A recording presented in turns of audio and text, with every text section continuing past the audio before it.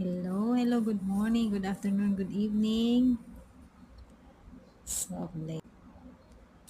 So, ito nga pala yung tanim ko na ampalaya. So, binalot ko ng plastic kasi wala tayong pang spray. So, tingnan nyo, ang daming bunga ng ampalaya ko. Malaki na yung iba. Yan, malaki. Tapos, nandun pa sa taas.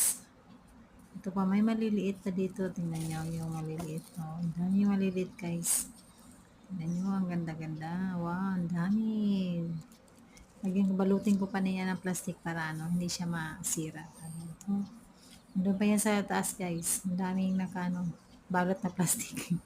Kasi wala tayong pang-spray na para sa mga insekto. So, binalot ko na lang ng plastic para maano natin yung palaya. Para maganda yung bunga niya. Yan. Oh, yan. May malalaki na. Yan, dalawa yan sa isang supot. Sa plastic. Yan, guys. May dinukot ako niya na malaki-laki na. Medyo lang may sira yun nata. May kagat na insekto. Hindi ko na nabalot ka agad eh. Tingnan nyo. Kinuha ko na kasi may baka mahinog. So yan, dami ng bunga guys. Nakaka-excited talaga pag yung tanim mo. Basta magtanim ay napaka sarap sa pakiramdam na daming bunga.